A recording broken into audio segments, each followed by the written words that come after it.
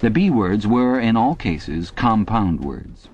Compound words such as speak right were of course to be found in the A vocabulary, but these were merely convenient abbreviations and had no special ideological color. They consisted of two or more words or portions of words welded together in an easily pronounceable form. The resulting amalgam was always a noun verb and inflected according to the ordinary rules. To take a single example, the word good think, meaning very roughly orthodoxy, or if one chose to regard it as a verb, to think in an orthodox manner. This inflected as follows: noun verb, good think; past tense and past participle, good thinked; present participle, good thinking; adjective, good thinkful; adverb, good think wise; verbal noun, good thinker. The B words were not constructed on any etymological plan. The words of which they were made up could be any parts of speech and could be placed in any order and mutilated in any way which made them easy to pronounce while indicating their derivation. In the word crime think, thought crime, for instance, the think came second, whereas in think poll, thought police, it came first, and in the latter word police had lost its second syllable. Because of the greater difficulty in securing euphony, irregular formations were commoner in the B vocabulary than in the A vocabulary. For example, the adjectival forms of mini-true, mini-pax, and mini-love were, respectively, mini-truthful, mini-peaceful, and mini-lovely, simply because truthful, paxful, and loveful were slightly awkward to pronounce. In principle, however, all B words could inflect, and all inflected in exactly the same way. Some of the B words had highly subtilized meanings, barely intelligible to anyone who had not mastered the language as a whole.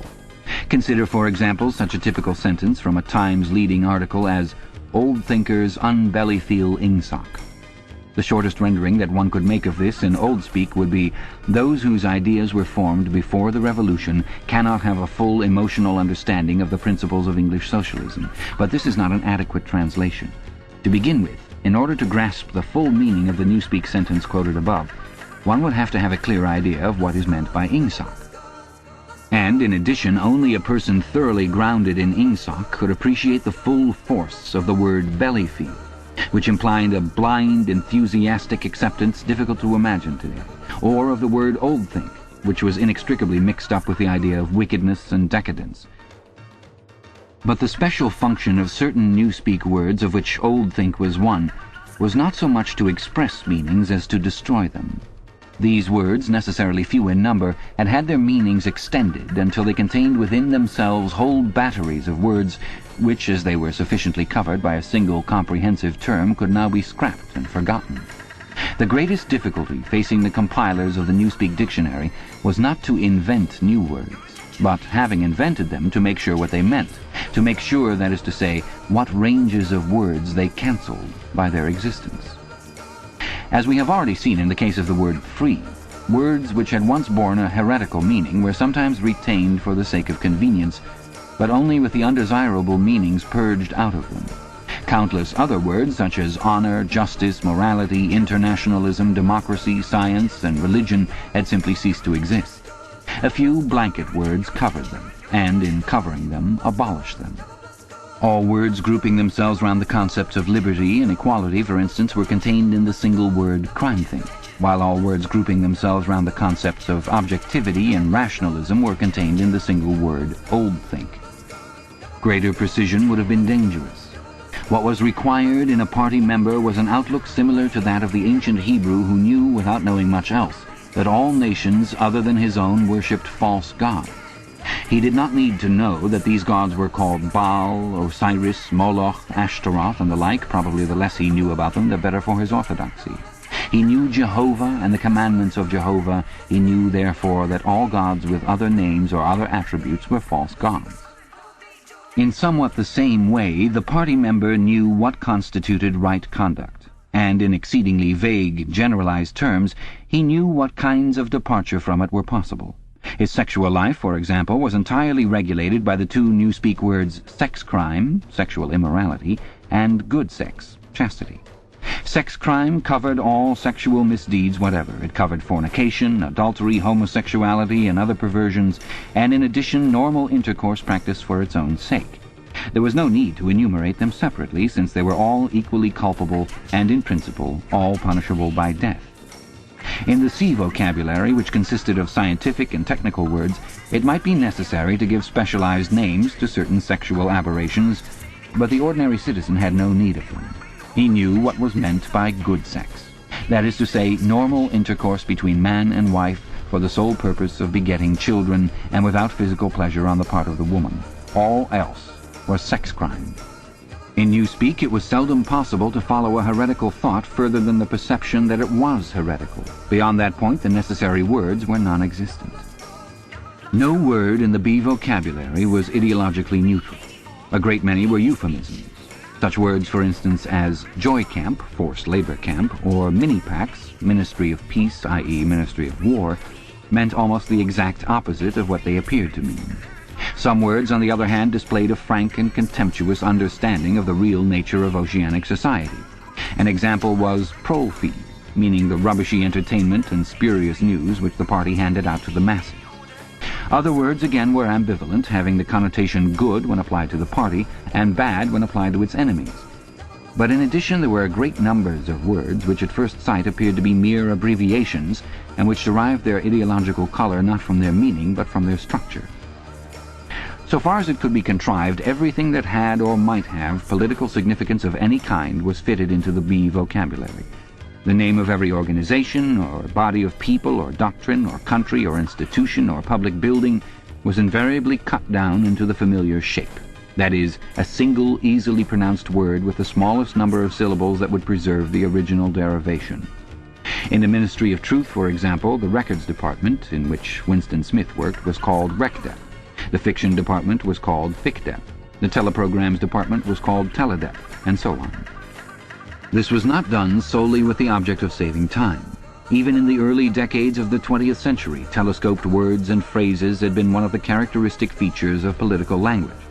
And it had been noticed that the tendency to use abbreviations of this kind was most marked in totalitarian countries and totalitarian organizations. Examples were such words as Nazi, Gestapo, Comintern, Inprecore, Agitprop. In the beginning, the practice had been adopted, as it were, instinctively, but in Newspeak it was used with a conscious purpose. It was perceived that in thus abbreviating a name, one narrowed and subtly altered its meaning by cutting out most of the associations that would otherwise cling to it. The words Communist International, for instance, call up a composite picture of universal human brotherhood, red flags, barricades, Karl Marx, and the Paris Commune. The word Comintern, on the other hand, suggests merely a tightly knit organization and a well-defined body of doctrine.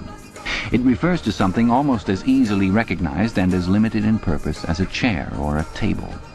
Comintern is a word that can be uttered almost without taking thought, whereas Communist International is a phrase over which one is obliged to linger, at least momentarily.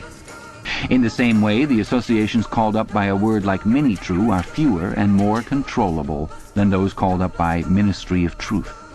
This accounted not only for the habit of abbreviating whenever possible, but also for the almost exaggerated care that was taken to make every word easily pronounceable. In Newspeak, euphony outweighed every consideration other than exactitude of meaning. Regularity of grammar was always sacrificed to it when it seemed necessary, and rightly so, since what was required, above all for political purposes, were short, clipped words of unmistakable meaning, which could be uttered rapidly and which roused the minimum of echoes in the speaker's mind. The words of the B vocabulary even gained in force from the fact that nearly all of them were very much alike. Almost invariably, these words, good think, mini-pax, prole-feed, sex crime, joy camp, ing-sock, belly-feel, think-pole, and countless others, were words of 2 or 3 syllables, with the stress distributed equally between the first syllable and the last. The use of them encouraged a gabbling style of speech, at once staccato and monotonous, and this was exactly what was aimed at. The intention was to make speech, and especially speech on any subject not ideologically neutral, as nearly as possible independent of consciousness. For the purposes of everyday life it was no doubt necessary, or sometimes necessary, to reflect before speaking, but a party member called upon to make a political or ethical judgment should be able to spray forth the correct opinions as automatically as a machine gun spraying forth bullets. His training fitted him to do this, the language gave him an almost foolproof instrument, and the texture of the words, with their harsh sound and a certain willful ugliness which was in accord with the spirit of Ingsoc, assisted the process still further. So did the fact of having very few words to choose from. Relative to our own, the Newspeak vocabulary was tiny, and new ways of reducing it were constantly being devised. Newspeak indeed differed from almost all other languages in that its vocabulary grew smaller instead of larger every year. Each reduction was a gain, since the smaller the area of choice, the smaller the temptation to take thought. Ultimately, it was hoped to make articulate speech issue from the larynx without involving the higher brain centers at all. This aim was frankly admitted in the Newspeak word duckspeak, meaning to quack like a duck. Like various other words in the B vocabulary, duckspeak was ambivalent in meaning. Provided that the opinions which were quacked out were orthodox ones, it implied nothing but praise. And when the Times referred to one of the orators of the party as a double plus good duck speaker, it was paying a warm and valued compliment.